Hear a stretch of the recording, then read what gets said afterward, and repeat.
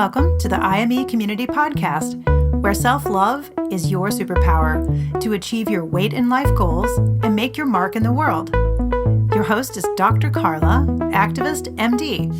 If you're a teen who's looking to revolutionize your health and can't wait to follow your dreams, welcome to the IME community.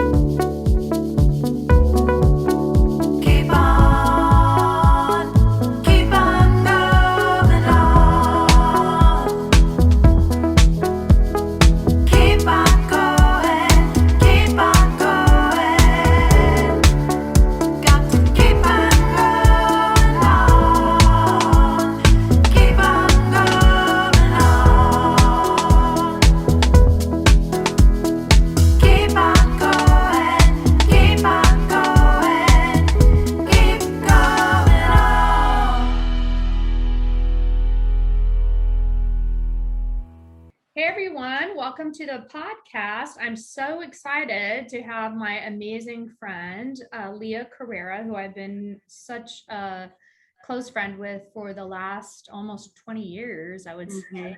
Yeah. And Leah and I have connected on so many levels. And most importantly, I have had the honor and privilege, one of the honors and privilege of my life has been to be the pediatrician for her beautiful daughters, Gabby and Gigi. And we're going to be talking about Gigi today. And it may be a happy and a sad podcast and YouTube video to watch, but I want to tell you all that, just give you a little warning, we're going to be talking about child loss in this podcast, and we're also going to be talking about child magic and her Gigi's magical message. So knowing that, Leah, actually, let's have you tell us a little bit about yourself, and kind of us, and then I just want to hear and tell our audience all about Gigi. Okay, perfect. My name is Leah Carrera, like Karla said. I live in Lincoln, Nebraska. I've been a stylist for 20 years. I'm a mom of two beautiful girls, Gigi and Gabby. I've been with Rob for 13 years. We've got 3 crazy dogs, and yeah, just living the dream, I guess you could say, as far as like doing what I love and having people I love around me. About Gigi, she was diagnosed with pediatric brain cancer at age 7. She survived for 17 months and passed right before her 9th birthday. She actually said to me one day, because she was so positive and she did really guide the entire journey when she had cancer, she actually said, I actually really feel bad for kids that don't have cancer. And I said, what kid would even say that? And she's like, Mom, I get to do all these trips. People buy me presents. I get to do all these amazing things and everybody thinks I'm so cool. So her whole view on everything was completely different. It was every step of the way, even when it was so bad, it was so positive. She like really deepened my faith because she had such a deep faith.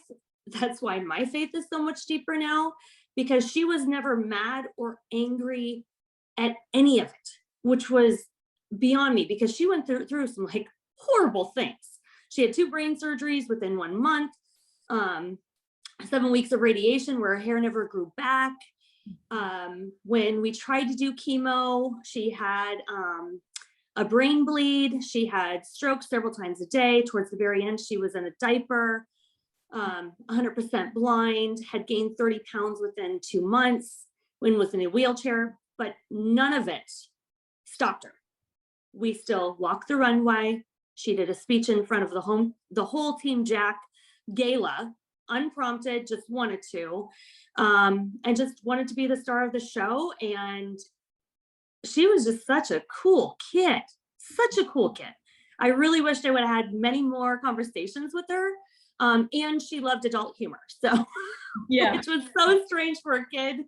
She loved adult humor and she understood adult humor. And most people would even say like, it's like she's an old soul. I've never met her, but I talk about her often, or I still get people that message me. They're like, Gigi really touched my life and I never even met her. It's the craziest, coolest thing that if you do have to go through something so horrific, I had a cool kid to do it with, at least, who guided me and reassured me constantly, like, Mommy, you're doing the right thing. That was the right decision, even when it was really hard and really difficult. Because for me, I am the only legal parent that can make life-changing decisions. And it's one thing to have an adult that has cancer that's like, you know what, I'm not doing any treatment, or I am doing treatment, or I'm going to Colorado, or I'm doing whatever. And then it's another thing when you as a parent are making life and death decisions every step of the way, every day, for your child that could potentially kill your kid. That was probably the hardest thing, more so than just the physical exhaustion of being a full-time worker and parenting and taking your doll over treatments in Omaha. So that's just, it's been a wild ride. It's been an incredibly hard ride, but I learned a lot. I learned a lot about life. I learned a lot about living life and not necessarily regrets, but just doing it and doing it afraid. And the squeaky wheel always gets the grease. She would she wanted to do something every single day. She would hound me and hound me and hound me. And she was blunt enough to even ask the governor if he had a tailgate and if we could go. And he's like, yeah, sure. And we went. Yeah. So it's pretty cool. You just got to be bold. I learned a lot about life. Yeah. And I think, going back, one of the reasons why we're having this podcast is to talk about this amazing book, The Magical Everywhere, that I wrote. And my good friend, Jill Dreyer, is the illustrator. She's an amazingly, brilliantly talented artist and writer and musician herself. And we all worked together to get Gigi's magical message out. And just a little bit of background too is that I met Gigi. Well, we were both pregnant with Leah was my hairstylist, and we were both pregnant at the same time. Me with Andrew and Leah with Gigi, and I was Gigi's pediatrician. And she started to have these little birthmarks. I remember you coming in and saying, look, she keeps getting these birthmarks. And I just remember my heart sinking, because I knew that those were little cafe au lait spots, is what those are called. And that's pretty indicative of something called neurofibromatosis 1. And that's what Gigi ended up having, and which predisposed her to having the brain cancer, unfortunately. So, and it really complicated all of our treatments. With every treatment we did, there was a 50-50 chance it was going to go south, and most likely it was going to go south. So that's why we started with the radiation, and we're like, okay, let's cross our fingers and just hope nothing happens. We're not even going to throw chemo into it, because one thing is already bad enough. And then what ended up happening, we finished in June, and then in December, she actually ended up with radiation necrosis, which is the dead cancer cells that just didn't dissipate. And they grew actually faster than cancer sometimes could. And it was in a spot we couldn't do surgery. So it was just that initial NF1 complicated everything moving forward, everything. Yeah, because the condition is due to, they have it's genetic and it's rare, but then it's also rare to get the cancerous tumor. The actual cancer, not just benign tumors. But right. She they lack a tumor suppressor gene, so then tumors can grow and cancer can grow easily. So the treatments, like you said, exacerbated it. So one of the things that Gigi wanted, right, was to be famous. And like you said, she did everything. She pushed and pushed, and you amazing things you did as a family going through this journey. So tell us a little bit about those. Well, where do we start? We've rode in a yellow Lamborghini. Like I said, we walked the runway. She did radiothons. If there was ever an event that came up, we were doing it. Most of the time they'd be like, oh, your immune system, maybe you should stay home. And I was like, no, if we're going to be in this situation, we're either going to volunteer and give back. I think that was probably the best thing that we could have done, considering our horrible situation we were in, to give back to other people, because then the focus is not on you. Like, we already know how bad it was going through the process, but to be able to go and give back was so cool, because then the focus is off of you, and you do realize, you know what, we live in a great neighborhood. We still love each other. We're not abused, like, yes, it's bad, but we have great insurance. We know the right doctors. So we were still incredibly blessed. And I really wanted to make sure my kids understood, like, it's not always about you, even when you are sick. And that was so cool, because it gave us life. It gave us something to get up for, something to go and do. That was probably the coolest. What else have we done? We already rocked the runway. We went on 2 separate trips. We did the Make-A-Wish to the Bahamas. She actually wanted to be in a shark tank, like dipped into the ocean in a tank and have the sharks swim with the sharks. And Make-A-Wish was like, no, we'll do a dolphin interaction. You have some guidelines here. Yeah. So we did that. And then we did, that was in the Bahamas. We did a NICU trip to California. That was actually our very last trip that we took. And the very last day, which was so heartbreaking, she couldn't see. Like, I remember her trying to find her food on her plate, and she couldn't. So it was so great that we were able to see Disney before she lost her eyesight. Like, literally 2 days prior, she saw Disney, and then she wouldn't have been able to even see Disney. So, I mean, I knew I didn't have a lot of time. I just, as a mom, felt it in my gut. And I was like, we have got to do everything. And, when she passed, it's kind of funny. Rob and I's relationship is hysterical, because he's a smart butt and so am I, and it works. So the morning after she had passed, he's like, you know what, you're kind of a spaz. And I said, what? Like, bad timing. What are you talking about? And he said, you're kind of a spaz, you're kind of all over the place, but I'm so thankful you are, because I can honestly say our daughter died doing everything. You did not say no once. You were always like, whatever she wants to do, we're doing it. We're going there. No questions. We will make it happen. And I know people that are in their 90s that haven't done anything with their lives. Yep. They haven't touched anybody. Either, I mean, even saying hello, Gigi would constantly ask people, hello, how are you? You look beautiful. And just people smiled. To be around that was so cool. Yeah. And, she was just doing it and touching people's lives and going and living, regardless of being in a wheelchair, having a diaper, and being 100% blind. So we just did not role reversals, but switched it up.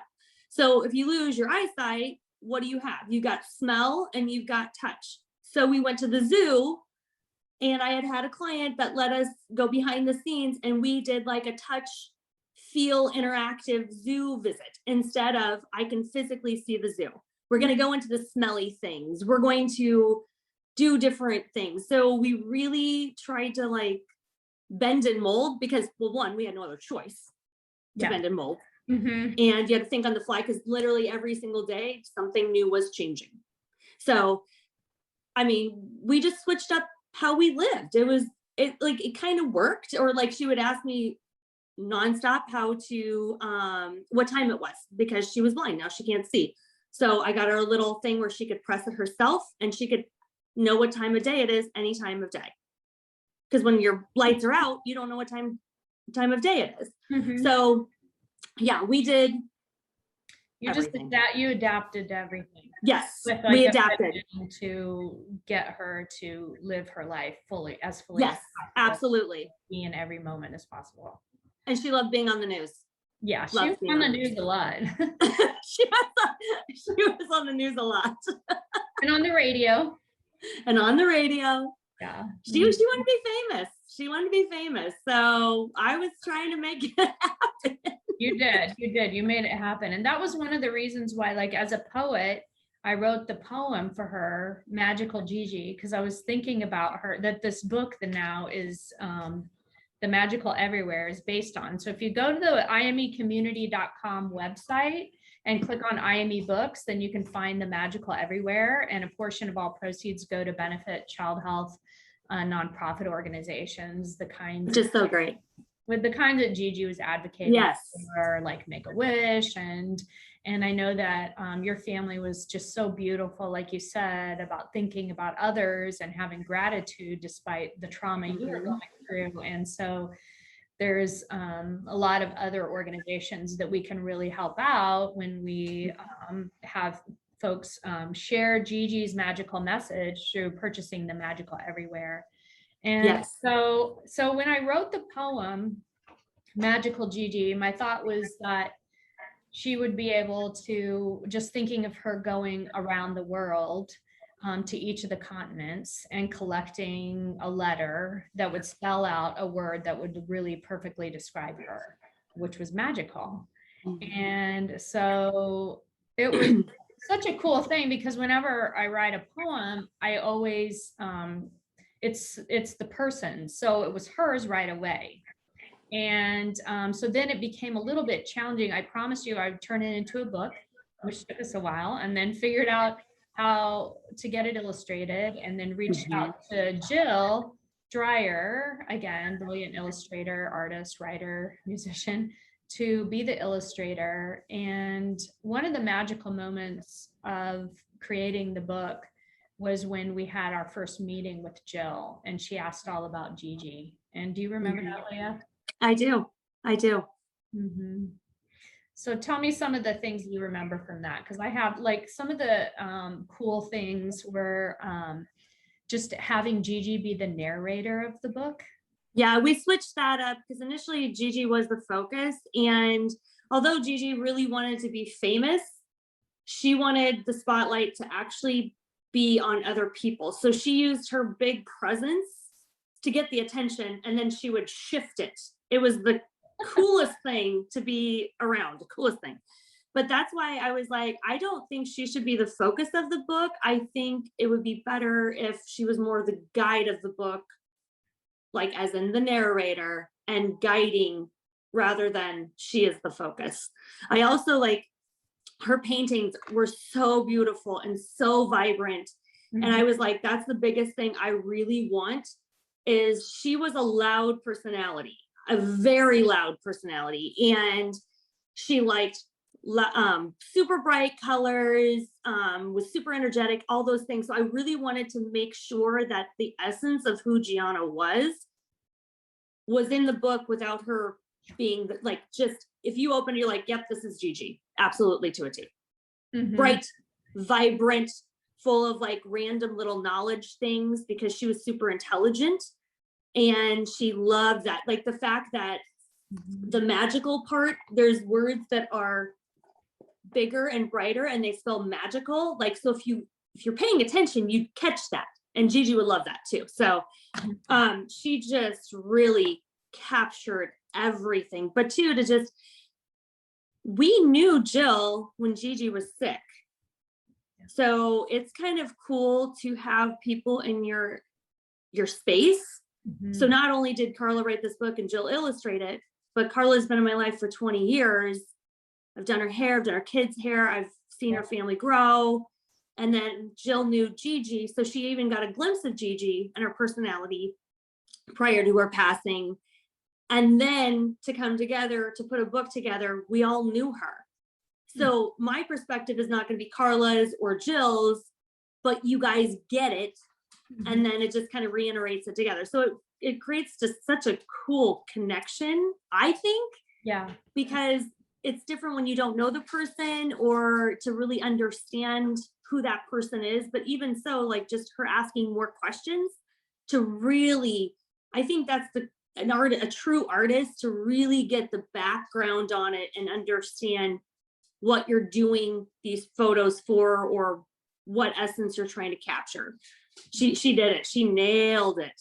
Yeah, she did. And one of the cool things too, I think, is the last page. That's my favorite. Did you go back home, or this? Yes. One? Yes. with Gigi on it. And Every time I see it, I cry. Every single time, Karla.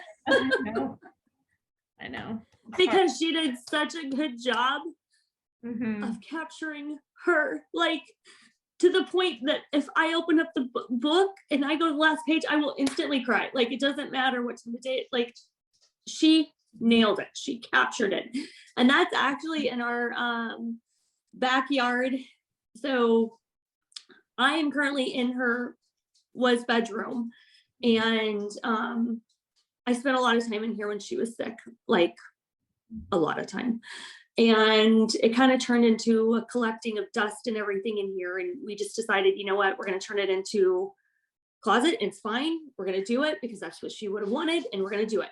Yep. But her window, I'm in here every single day and I feel her presence. Her window faces this backyard area that in the back page she's running through. There was a back field out here. And every day I get to be in here with her.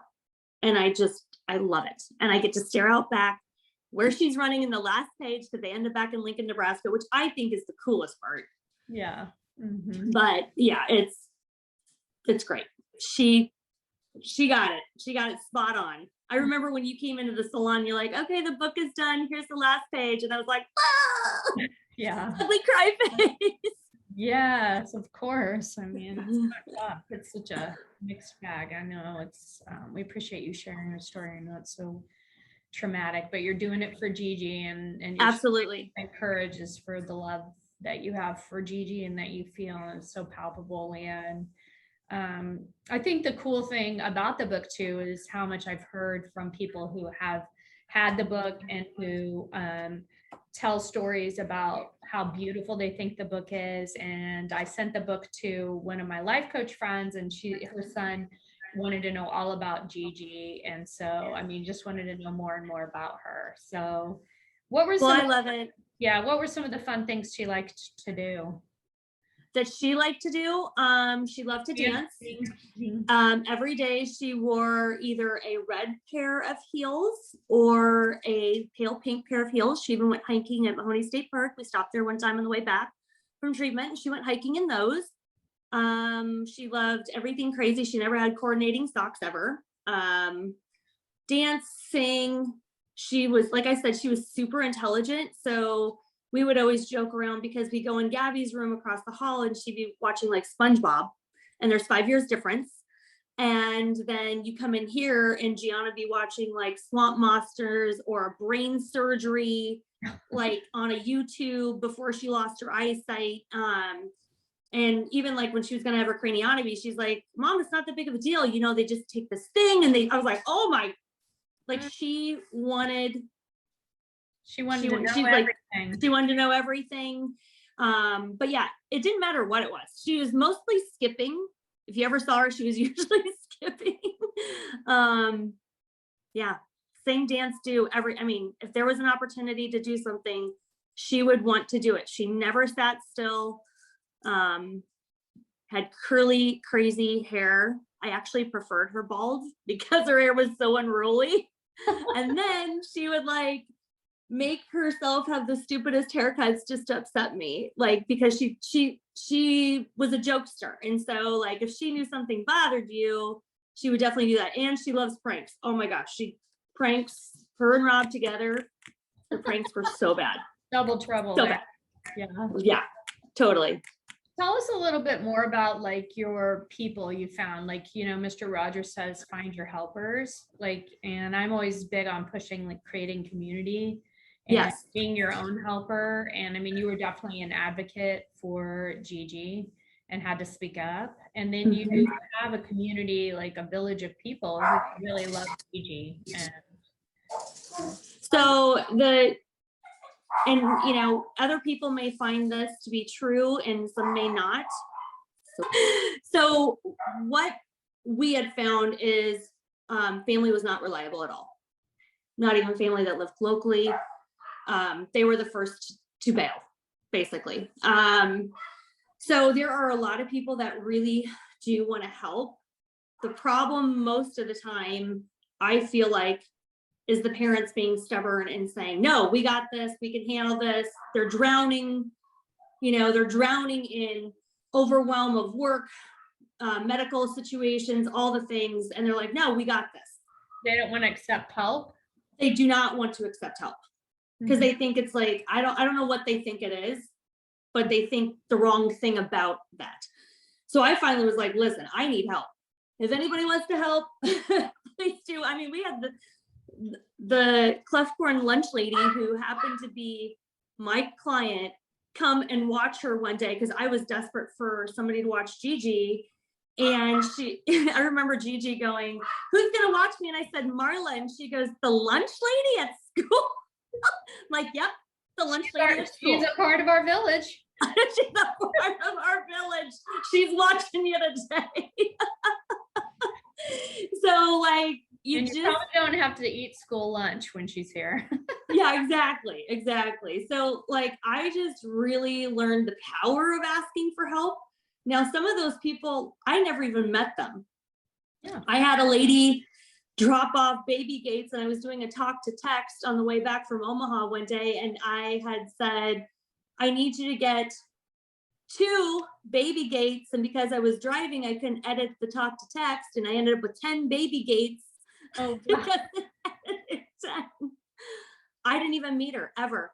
Like she just wanted to help and she would email me and she would, before food delivery, because that was before Uber Eats, that was before grocery delivery. And they did not have child grocery carts. They had adults, for the adult to drive, but they didn't have a situation where you had an 82-pound baby who's blind and needs a wheelchair to get groceries with. So we would just go to the grocery store and only load up like bread and milk, whatever could fit on Gianna essentially, and grab meds at Walmart. So we had a lot of people that would go and get groceries for us. And again, most of them are random people, most of them. Marilyn, Arlita, we adopted her as our grandma, came into our lives through Team Jack. She helped out tremendously so we could still go have date nights because most people end up not together after losing a child or having a child that's gone through severe medical things, because what you end up doing is only talking about that and you lose each other. And we really tried during that entire process. So we still had date nights. So Marilyn would come over and watch Gianna so that we could have a break and not talk about cancer for a little bit. Yeah. So that was super important. One of my girlfriends up the street, she unfortunately has lost 2 children. And I've known her for years, and she would take Gabby to yoga on Saturdays. She would just come get her, take her, go do that, go do other activities. She swooped in and did all the t-shirts. The gal that started the meal train, she visited us. She used to be a client of mine years ago, and she moved to Omaha and she visited us at radiation. She was one of 3 people that came to radiation during that 7 weeks. And she was kind of coughing and she ended up having lung cancer. She died right after Gigi died. Wow. So she was helping us and she didn't even know she had cancer. Wow. And they're just some amazing people if you open, like you said, open to it. And you were and like, they want to help. Yeah. They want to help. They have this nervous energy they don't know what to do with. And if you don't let them, they are like, okay, I guess I'll forget about you. Not forget about you, but just like, you're like, nobody's here for me. They're like, yes, they are there for you, but you just have to let them know this is what I need. Yeah. I mean, I was very blunt, asking you shall receive. I was like, listen, I need somebody to get me groceries, go get baby gate. Like I was very direct. Yeah. And what I was needing. And that was awesome because they had clarity. I had what I needed and not a bunch of stuff I didn't need. And it helped like fill in the gaps where we were struggling, because to get a nurse aide to the house was almost impossible. And if you go to the hospital, they have to come back out, reassess every single time. And then it takes that much longer to get a nurse aide out to help you. So we were just like, you know what? we're just going to rely on our circle, because that was actually more stressful than anything. Yeah. Mm-hmm. So yeah, most of the time it was just random people. Like, it wasn't necessarily anybody else. We did lose a lot of friends though too, because they're like, they don't know what to do. So community is not always the people you think your community is going to be. Yeah. And for each individual hardship or thing you go through, that community may change, and that's okay. And I talk about that a lot with my IME community. I have a whole past YouTube video on create community in 2021. Like, do your own intentional community build with people who recognize the humanity in you. Like, you can choose that for yourself. Yes, absolutely. What would you say to help so that there are like people who want to support the older sibling or the siblings, like with Gabby, you said somebody took her to yoga and helped with her. Because you know, the siblings go through so much too. The siblings go through a lot, and I mean, poor girl, she got put on the back burner for sure, and I have apologized up and down and right and left with that. But yeah, like, a lot of people were actually pretty courteous and thought a lot about the sibling situation. So if Gianna got something, Gabby might get a little something too. And no joke, Gabby got to go along on all the trips and she got to ride in the yellow Lamborghini too. So she got to do a lot of things that normal kids, you know, her age too, that were not going through this hardship, would have never experienced either. Yeah. And she's incredibly grateful for all of it too. But just people swooping in, like I said, her coming in and just saying, hey, I do this yoga thing, Gabby might like it. Plus it was like good for her mental health too, because it was a physical activity. It's, you know, yoga can be very healing and what have you. So that was really super cool to have that. But most people try to help out as much as they could, or would take Gabby and go somewhere to, like, Marilyn would take her to lunch, or you know, go do something to have that one-on-one conversation. And two, she was also that person that if you don't want to talk to your mom or dad about something, whatever you're going through, you can talk to me and I won't tell them, and it's okay. I'm your safe person.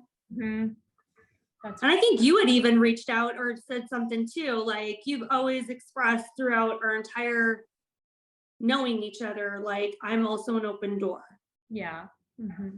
And you need lots of people like that too. So that's great. What would you say to help parents who are, I mean, it's a journey that's an individual grief journey of trauma and loss, but I mean, just like, first of all, tell me the ways that Gigi shows up in your life. Well, she shows up all the time. For instance, on Mother's Day, we were going to go to the Holy Family Shrine in between Lincoln and Omaha. It's the glass church up on the hill. And Gabby and I forever have been wanting to go there and do that.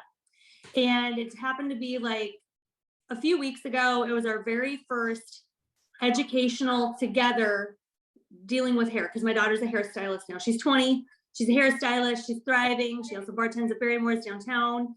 And we went to our first education together. And as we were driving back, I was like, oh, I really want to go see that church sometime. She's like, yeah, me too. And I go, oh, well, we already missed the eggs, that we can't go. We'll have to do it some other time. So then when she said, what do you want to do for Mother's Day? I was like, let's go to the Holy Family Shrine and check it out. Okay. So we're on our way there, and we're just coming around the curve just so you could see the church. I'm like, oh my gosh, there it is. It's so beautiful. And there was this big obnoxious truck right next to us, and Rob starts commenting on the truck. And it was a very, very obnoxious truck. But what it did is it grabbed our attention, because just as we came around the curve, the church is on the corner. It's Mother's Day. The truck pulls right in front of us, and it's got black license plates. And I've never seen black license plates personally. And it said June 125, and she died June 25th. Oh, wow. And I was like, okay, can you be any more blunt than that? And right before we got into the Holy Family Shrine, there was a big hawk And then Gabby and I went down and we were walking around together chatting, and Rob was like up on the hill and he's waving obnoxiously up on the hill like a little kid, like, look at me, mom, look at me. And right above him is a hawk. Oh, wow. And then when we left, a hawk was in the field. So we feel her a lot, a lot. So, I mean, there's that. Oh my gosh, she shows up so much. Most of the stuff I actually can't talk about because it's kind of inappropriate, which is like totally how she would roll. So, Rob, Marilyn, or Lita, and my sister Cheryl. My sister Cheryl was huge in our lives. She stayed with us for the last month of Gianna's life, actually slept on the floor because Gigi was like, Aunt Cece, you need to sleep on the floor. So slept on the floor for an entire month. Wow. And helped and was so amazing. Well, we are on like a group thread or text, and something, you know, we can kind of tell when she's showing up. Oh, wow. Like they'll get something, I'll get something. And one morning, I was like, I wonder what she would be doing right now. You know, like she's 15 and whatever. And here I am going, I wonder what she would be doing. And I wonder what will be going on. And every morning I get on like motivational, inspirational TikToks just to kind of get the party started. I'm I on really struggle all the time now. I know, I see your stuff. I'm You're trying like to go viral. blowing it It's up. not working out for me, but you can give me some tips. Oh my gosh. So I do like a mental mindset thing every single morning because I struggle with mental health. And hello, I lost my daughter and my brother in 6 months. So there's that too. So just, the constant battle of keep going. So I was on TikTok and this flashed in my head. I wonder what Gianna would be doing. And then all of a sudden this TikTok comes on and it's a rave. And this person looked exactly like Gianna, like shaved head towards the end because she was so blown up with the steroids. You couldn't really tell if she was a boy or a girl. And you could tell this person was blind too. So the person was shaved head, just like she was, heavier set. You could tell they were blind, DJ at a gay rave. And I'm like, oh my gosh, that would be something she would be doing. Just DJing it up. Again, this person was blind, but still a DJ. Having fun and supporting everyone. Absolutely. So, yeah. Wow, that's amazing. I mean, just it's an amazing mom, and it just speaks to your relationship with her and your faith too. Absolutely. You have to believe there's something else. I mean, she knew there was. She's like, I'm going to heaven. I don't know why everybody's freaking out. Like, so, when she's not here, it's different. Yeah. It's different. And her strong instructions were to make new memories. So for me, that is the only thing I hold on to is I'm not serving her and honoring her if I'm not doing life. Yeah. I.e. turning this into my closet and just doing it. Yeah. It's okay. You don't have to be sad and miserable and in bed forever. It's okay. Yeah. You have permission. She gave you that. She gave us the permission. I feel like a lot of people feel guilty if they carry on. I'm not forgetting about her. I talk about her all the time. Yep, you do.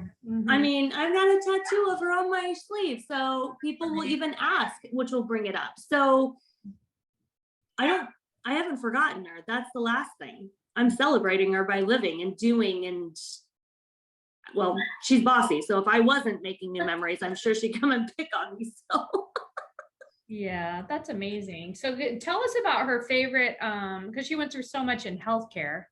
Yes. Tell us about her favorite doctor. Her favorite doctor. Well, her favorite person. Well, the MRI tech. She loved the MRI tech. She made us go to her wedding and give her a KitchenAid blender. Or mixer. I'm like, those things are so expensive. Yeah. Anissa, that was the queen of all queen nurses, and everybody loves Anissa. And Anissa actually grew up around my hometown, so my sisters knew Anissa too. So we had that connection, but Awesome. Anissa was pretty important in our lives. And I'm drawing a blank as our physical therapist at Madonna. She loved her, gave her such a hard time every single day, but she loved her a lot. Because the PEDS program at Madonna is pretty cool for rehab. They do some pretty cool things there. So yeah, that's awesome. those were her top. And what about Dr. Jones? That's who I was thinking. Oh, yes. So many inappropriate stories. She loved Dr. Jones. Dr. Jones was her surgeon for a couple different things that like her chemo ports. And she just loved him. She's like, oh my God, you're just like me. I mean, just the humor between those two. We love Dr. Jones. Yeah. And thank you for bringing that up. I almost drew a blank. Well, and actually I looked him up to see, because he left Nebraska. So yeah, he did. He's in Chicago now. So he's at the University of Chicago. I love him. I emailed him before this, and I said that I was going to have you on this podcast and YouTube video. Yeah. And also I told him about the book. And since he's at, children's hospitals and seeing lots of patients, I thought Gigi would love for him to have a bunch of the books. Absolutely. Magical Everywhere. So we'll find out where we can send those after he responds, and we'll send. I love it. That Dr. Jones can give to hand out to his patients so that he can spread Gigi's message. They had a cool connection. I can't even describe it. It was cool. Well, I would say, like, what would you think would be the message of Gigi's life to tell kids who are going through a tough time, or parents who are going through a tough time as their kids are facing adversity? What is the kind of final message of her life that you want to keep going in the world? Boy, that's kind of a big question, because she had a very outgoing personality, and I know not everybody's personality is loud like I am and like she is. So that's going to be different for everybody. Yeah. But just ask for help, put yourself out there. Like I said earlier, be the squeaky wheel. It's not obnoxious and it's not selfish if done with the right heart. That was the biggest thing. I think nobody ever took it in offense when Gianna was kind of bossy about things, because she always had the right intentions and you could feel it. Yeah. That's kind of the biggest thing. So it's not wrong to ask for help or to want something and be direct with it, as long as you're doing it with all the right, you know what I'm saying, all the right. Yeah. That's kind of the biggest thing. And I think just so many people are ashamed of doing that. And she never regretted it, never was sorry about it. And my sister even said to her too, you're one in a million. She goes, no, I'm the one and only. And that is something that I think I have to repeat that self to myself, because I'm in a hard industry doing hair extensions and the competition's fierce, and and it's like, you know what? No, you're the one and only. And I used to be so sad too about all the tragedy that I've been through. I'm like, nobody will want to come to me. I've been through all these things. And seriously, God, why am I going through all this? It just keeps happening and happening. And through a lot of self-talk, a lot of it, and a lot of most motivational and inspirational and God things and all these things, I have spun it. And it's like, you know what? No, I am the one and only. If you've had a loss, so have I. If you've been through a divorce and it was abusive, so have I. It's no longer a negative thing for me. It's like, you know what? I understand. I'm not saying I understand because I want to be nice. I get it. And that for a lot of people is a really true safe haven, knowing that I've been through something where we can either talk about it or not talk about it, and we just get it. Yeah. So even for Gianna, her stuff was not a negative, whereas a lot of people be like, feel sorry for themselves. I've got cancer. This is horrible. Now I have to wear a diaper. Oh my gosh. We would put stickers on the diapers. We would trying to find the light in the dark. Yes, absolutely. So the things in people's lives are not always a negative thing. It's just how you view it. Yeah. That is probably for me the biggest takeaway. And I'm still trying to learn it. But I had a really good teacher. So yeah. Well, let's keep spreading her magical message and encourage everybody to share the magical everywhere. It's a beautiful book, and parents, grandparents, teachers, caregivers, doctors, you'll want to have it for your office. And what better way to share the magical message of Gigi and at the same time benefit child health nonprofit organizations who are making the world a better place for kids going through tough times. So, and that's like so important. The fact that it's like doing two separate things, like Gigi would have loved that all day long. Awesome. She would have absolutely loved that. That's amazing. Thank you so much, Leah, for sharing Gigi. And you know that I love you and I'll do anything. I love you too, babe. So thanks everyone for joining us, and we'll see you next time. Thank you for tuning in to the IME Community Podcast, where self-love is your superpower.